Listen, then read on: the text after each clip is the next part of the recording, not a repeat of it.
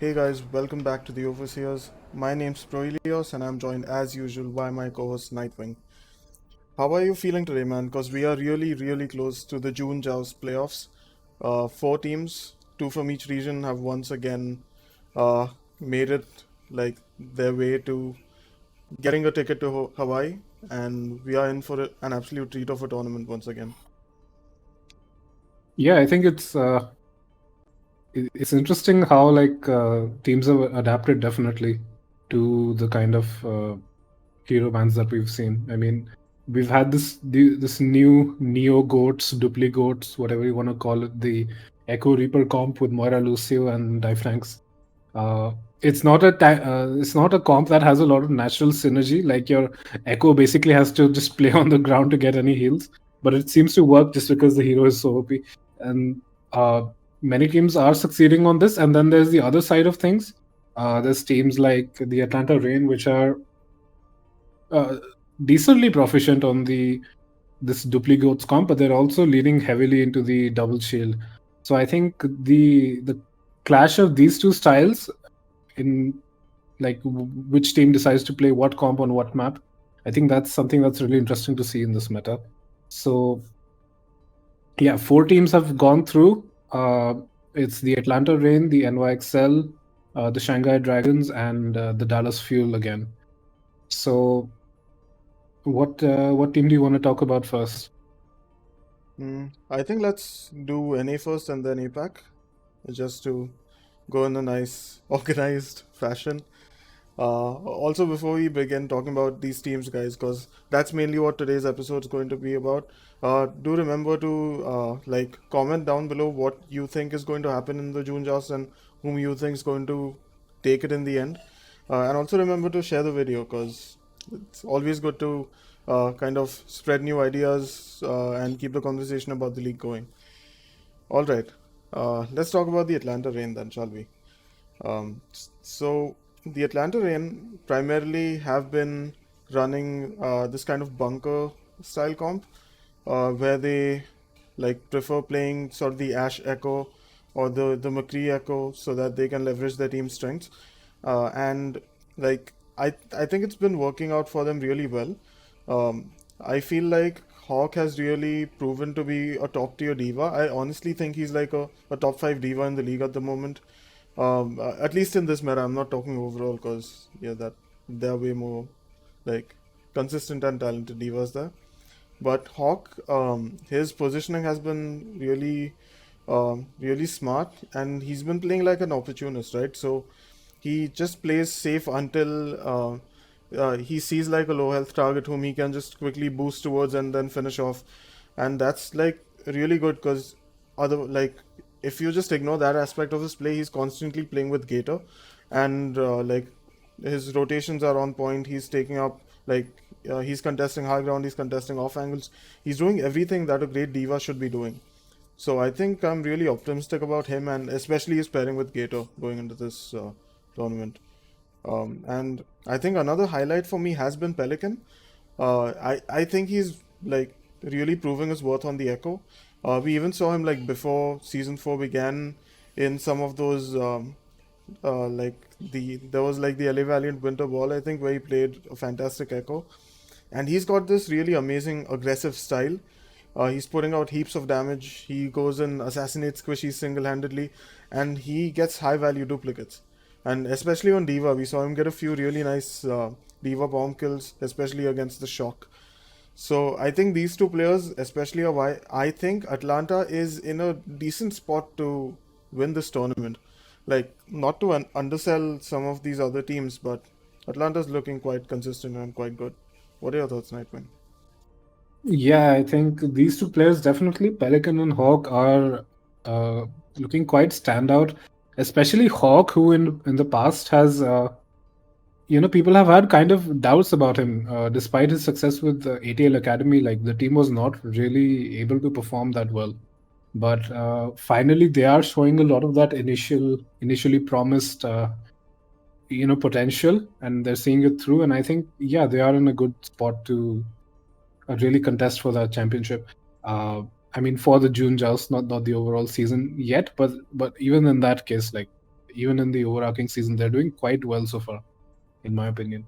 I think another player I want to highlight, just because I I can't resist some hit scan gameplay, is Kai. I mean, the this guy is solo, like single handedly just upholding that Western hit scan uh, position, because everyone else is mostly from the Asia region.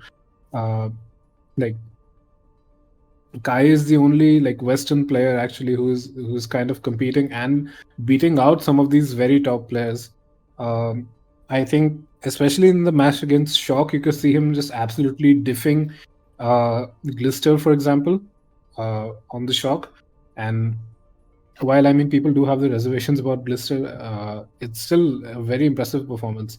I think the Atlanta Rain, the measuring stick I'm going to use is going to be their match against the Shock, because I think that's where uh, kind of the main hope or the driving force comes from for the Atlanta Rain, is that Atlanta was able to just absolutely destroy the Shock in a 3-0, whereas Shock was able to actually beat out Dallas, who is the other team going from the NA region. So with that measuring stick, you'd say almost that they're almost favored from the NA side to be the dominant team. Obviously, that this is not a perfect measuring stick, considering that the Shock did look a lot weaker in their Atlanta match. But still, I think it's quite an interesting little storyline there. Yeah, for sure. And do you also quickly want to run through your thoughts on the Dallas Fuel, who have also been looking really strong in this meta? Like, yeah, they had a really close match with Shock, but the Shock really came into their own over there, and you could see Dallas sweating a little bit. They did end up losing that match, but overall, I think they've been looking like like a top team once again. So, yeah, please go ahead. For Dallas, I think this meta is quite well suited to them. Honestly, because I think either of their players are quite good on the Echo. They can put up insane numbers. Obviously, Hanbin and Fearless are great on that duo of Monkey and Diva. And then, I mean, Reaper is not really like a hard hit scan per se. So it's a decent role that the other DPS can flex off to. And sometimes they're employing the use of the Genji instead of the Reaper at times, which I think is a style that only Dallas can really pull off, because they have an exceptional Genji player in Sparkle. Uh, Doha as well, but obviously they're utilizing Sparkle in those scenarios. So I think really interesting stuff in that sense from the Dallas Fuel. They did look just a little bit behind in the most micro of plays against the Shock, but you could see that they're kind of evolving and learning how to play this comp better and better as time went on, and so they did beat out the Gladiators, who did in the Gladiators' defense. They tried to make some adjustments, and it did seem to kind of help a bit. They tried to swap off to that Torb comp with the double shield. So Mhm. but even then, I think the Dallas Fuel were able to kind of figure out how to make that duplicate kind of comp work against what you would think would be a counter to it. And yeah, I mean, they're looking quite strong as well. I think uh, I honestly think the NA region is quite a lot better than the APAC region at the moment. These top four teams going into the June Joust. So I think it's quite likely actually that one of the NA teams takes it. But then again, both of us did pred Shock and Gladiators to go in. So Oh, yeah. it's all up in the air. Uh, but yeah, for the Dallas Fuel, I think uh, they are a little bit lacking in flexibility, even if they are adapting well in terms of their play style within that limited duplicates comp. But I think one edge the Atlanta Rain does have over the Dallas Fuel is that they are able to play both these comps to quite a high level. Because they were the Atlanta Rain was able to beat out the Shock in the mirror match for the duplicates comp, and then they were also able to play that double shield on maps like Hollywood. So I think that's something that Dallas needs to look out for, and they will have to, I think, really rack their brains to make their duplicates comp work all the time against double shield. Yeah, yeah, yeah, for sure. Because, like, the thing with Dallas is that they do extremely well if Fearless is on the Winston, but when he's on the Orisa, he doesn't really have that pop off potential. He can't really do that much on her other than call out his pulls and essentially manage his resources well. So it remains to be seen if they can hold their own in like a bunker mirror matchup, or if they still opt to go for that Neo Goats composition on which they've been doing so well. And I think like I agree that Sparkle is actually the only reason why Dallas can make those sort of Genji comps work. Because he, like, even though he's playing Genji, he continues to play with his team and he doesn't get over enthusiastic and go for those kind of high risk, high reward plays, right? Which usually ends up quite badly for Genji, especially when you're going up against a Winston, Moira, Lucio, right? Uh, Genji doesn't like do much in those scenarios. But I also want to give like props to Hanbin, who's actually gone under everyone's radar a bit. I think he's been one of the most consistent divas in the league this season. Like he's always applying pressure to the enemy team, like and always doing that classic chasing down low health targets thing which diva players do. And I think what stands out about him is that he's highly disciplined with his defense matrix usage. Like he does not like I literally mean this. He does not flash out his defense matrix unless and until there's some important cooldown to it or there's some critical damage coming towards him. And that works really nicely with the sort of playstyle Fielder has been using on Moira. So, because Fielder, like if you notice, he always prioritizes healing over damage. Like, especially when you're going up against a diva, you don't want to use your damage ops too much because the diva can easily eat them. So you generally just prefer healing your team and sort of consume the whole orb before the enemy diva has a chance to eat it. And like that's how Fielder gets his ultimate fast as well. And because Hanbin doesn't eat like a huge amount of poke damage from the enemy team, Fielder gets cold really fast, and then the whole of Dallas Fuel just go aggro and clean up. So I think it's like really interesting how these kind of micro playstyles mesh into each other and form one single cohesive playstyle. That's really amazing. Yeah, If I you think guys get a something. chance, yeah, go and watch it. Yeah, I don't want to keep going on about the shock, but one thing I do want to mention is that you could watch quite clearly in Shock's matches versus Dallas's matches that Fielder was building up these goals incredibly quickly. I believe it was like 50 seconds. Every 50 seconds, he would have a coalescence. Violet, on the other hand, from the Shock, who is generally thought of as one of the best flex support players in the world, he was building his goal almost about 20% slower than a lot of these other players. Even Iris was actually building Coles much faster than Violet. I think this is primarily because Violet prefers damage, and in this meta, because that orb can get eaten, the healing orb is just more useful because obviously if you throw it into your own team, the enemy diva has to work really hard to eat that orb, right? So the more healer oriented playstyle I think for Moira is kind of working out very well for Fielder here. I think that's another thing that sets them up for success is that unlike teams like the Shock where flex supports do have to sometimes just step up and carry, sometimes Fielder is more on that supportive role where he's setting up the rest of his team for success. Yeah, yeah. Definitely. Like it's not easy to kind of out resource the Shock, and Dallas was able to do it in quite a few team fights. So they do know their stuff, especially on the Neo Gods composition. But yeah, I do think that even though Dallas is like really exceptional at their peak, especially in this meta, Atlanta has been more consistent in that sense. Like uh, you said that you can use Shock as kind of a measuring stick, and I quite agree. Because like, how bad of a day is the Shock going to have? Because they were hyper competitive against the Dallas Fuel and even beat them. But against the Atlanta Rain, like it's not that it was just them playing badly. It was Atlanta playing super well. So I do think Atlanta is still has like higher chances of taking this tournament than the Dallas Fuel. But I think on a good day, Dallas can definitely diff them. But Obviously, this is some of this is just like speculation, but I was watching a co-stream with Avast the other day, like Avast co-stream of the Overwatch League, and Avala, the GM of the Paris Eternal, was also there. She was quite convinced that Atlanta was probably one of the best teams in this June Joust meta. So, alongside that, even if you've watched the Super stream, he talks about the scrims that they've had.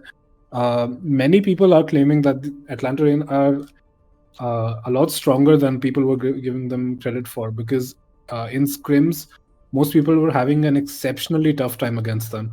So, obviously, those are just counting scrim bugs, but combined with official results, I think Atlanta is looking quite good. Should we move on to the APAC region?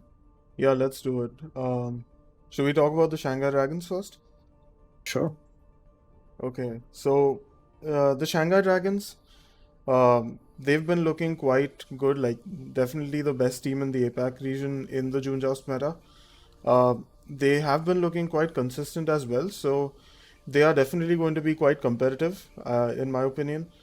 So I think the main players that have stood out for me, uh, quite surprisingly, like the first name might surprise you, is Fate. I think he's playing like a great, like really disciplined Orisa. Like probably he's like polished his Orisa playstyle from his time with the Florida Mayhem, who used to play a ton of double shield and did exceptionally well at it. So like Fate's positioning is safe. He's always playing corners. His supercharger timing, like if you check out the stats, the conversion of his superchargers into kills is really high, abysmally high. Like he's very like on point with using that ultimate. So like it's definitely a big asset to the Shanghai Dragons, and I think Lip has also been another standout player, especially on the Ash. I think he just puts out a ton of damage and a ton of pressure. Like he doesn't play that kind of snipery playstyle that some players like DM, who's like no longer with the Shanghai Dragons. Like he used to prefer that playstyle. So Lip just farms up bobs really fast and is always a threat on the battlefield. So I think he's also going to be a really fantastic player in these playoffs. But yeah, I'm going to cut this short and just ask you, Nightwing, what do you think of this team? I think I do agree with you that Fate is looking a lot better this tournament than he was last tournament. Even though obviously Shanghai were in the finals of the May Melee, even then, Fate has been looking a lot better on the Orisa. Um, I think with the supercharger, especially, I think sometimes it's a bit of an underrated alt, because a lot of the time the supercharger does function in similar ways to the EMP. Not the fact that it'll like solo win you the entire fight, but the fact is that EMP is an alt that you use in a fight to kind of help the rest of your team to build alts, right? The Hmm. supercharger, due to the nature of its damage boost to everyone on your team, if you use it wisely, your team's alt economy will always be much superior to the enemy teams. So I think if Fate is finding value out of these alts, that's a really good sign for them, because that means that the entire Shanghai Dragons alt economy will be in a lot better shape. And obviously, ultimates are uh, arguably probably the strongest part of gameplay. Like in Overwatch, uh, they are just extremely strong abilities, obviously. So that's quite good. I think for the Shanghai Dragons, um first of all, just as a side note, let me just mention that it was really fun to see uh, that homestand for Hangzhou, where Shanghai finally came in after other Chinese teams were being beaten out. Uh, Shanghai comes in and just dominates the Seoul dynasty. It was really fun to see kind of the Chinese crowd be really excited about that. Hmm. So I'm really glad that we were able to see a homestand.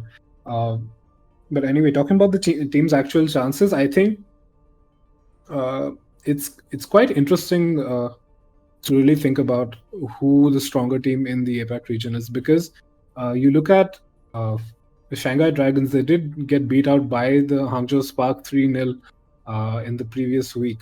But then NYXL come in and they completely just wreck the Hangzhou Spark.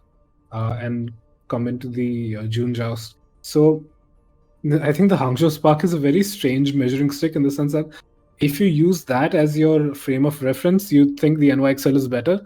But from the actual eye test, I think you can see that Shanghai's gameplay is just at a higher level, at least in my opinion.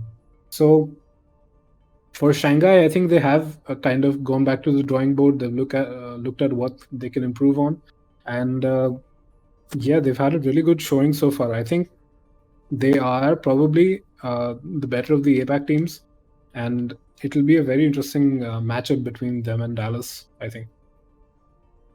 Yeah, definitely. I um like this second team that's made it from the APAC region is one that's, I think they are just here because of sheer luck, and that's the NYXL. Um, like coming into the June Joust, no one really expected this team to qualify for these playoffs. Neither did I, and I'm still kind of in disbelief that they're here. But they just had a ridiculously easy strength of schedule compared to some of these other teams, and they just happened to catch out the Hangzhou Spark on one of their bad days. Although I think like the Spark and maybe even Seoul Dynasty were overall like better teams compared to the NYXL. So I mean, yeah, you can talk about how badly Shanghai beat Seoul, but it was just like a point of complete boomage for the Dynasty, so that's why they ended up losing so poorly. Otherwise, I still think they were better than the NYXL. But yeah, before I like share my analyses on some of these players, I think Nightwing, you can uh, take the front on this. Okay, so I completely see where you're coming from because yes, the NYXL has had a much easier strength of schedule compared to the other teams. That said, uh, in the previous episode, I believe I mentioned that the fundamentals and just the regular positioning looked incredibly solid compared to how shaky it looked in other weeks. And I think they kind of are kind of understanding the level of the Overwatch League, even though this is a very rookie team in comparison to the other teams. Um, I think it's not necessarily that the Hangzhou Spark was just having a bad day. I don't think it's that easy to really win an Overwatch League match in the first place. Uh, I mean, it's not just a flip of a coin. That said, I think the NYXL definitely are, in my opinion, still the weakest team uh, coming into this June Joust. Uh, they're gonna have to work really hard to work to succeed in this tournament. That said, I think one thing that's good about the NYXL this time around is that I think they've found kind of the DPS lineup that works well for them at the moment because they're kind of only keeping Flora and Feather in. So I think that's something that, I mean, is better than having instability in that role because uh, in other times they've kept putting in Ivy and Guangbong as well. So that's something they've got going for them. I think Friday's looking not bad on the Brig. Uh, Jonak's looking a little bit more solid in the BAP, in those uh, Brig BAP compositions. Uh, I'm not sure how well I would rate them on the duplicates yet, but in that like Orisa Diva Brig BAP composition, I think they look decent. Um, I think it has been kind of a crazy upset for them. So it's possible that they might actually look good against the Rain. That said, I think personally that the Rain is the strongest team coming into this tournament. So uh, it's a bit unlikely. That said, all the luck to them because I think NYXL fans are kind of catching a break after quite a while. So it's going to be interesting to see if they can actually succeed. But it's going to be a tough road for them. Yeah. Um, I think the only kind of saving strength for the NYXL is that they've, I think, stabilized their sort of DPS line. They're not constantly rotating in like Ivy and Guangboom on certain maps, and then like having inconsistent showings. I do think that Flora is looking better and better on the hit scan, although he just do like he right clicks so much on McCree, it's not even funny. like he right clicks on McCree way more than I've seen any like pro McCree do. He's like that typical kind of ranked McRight like player. But yeah, I mean, if his playstyle gets them wins, then who am I to judge, right? But yeah, just talking about other kind of honorable mentions, I think Bianca's looking better, like because his positioning has improved overall. He's not feeding his mech to the enemy team all that much, and he's turned into this kind of safe defensive player, just focusing on peeling for his teammates. And I also need to point out that Friday is actually like I don't dislike Fridays like Brigitte, like Nightwing mentioned. He's not the best Brig, but he's definitely not the worst. He's generally poised to protect Jonak whenever he's dove in case they are playing into like in case they are playing double shield or bunker into Neo Goats. But overall, yeah, just the NYXL's getting there, but I don't think they are quite there to contest with the other three teams who are part of the June Joust playoffs. When I Um, was when I was watching the May Melee qualifiers back in the replay viewer, I would find so many times where Friday would be completely just in Narnia in comparison to Jonak, uh, where Jonak would be taking a more aggressive position and Friday would be somewhere else. I think that support duo has kind of figured out how to position better together. So I think that's good because I think one of the things that was just making me really mad about Friday was that him and Jonak were just not working together as a unit, especially in that Ana Brig comp, where it's absolutely necessary that your Brig is there to appeal for your Ana, and actually vice versa as well.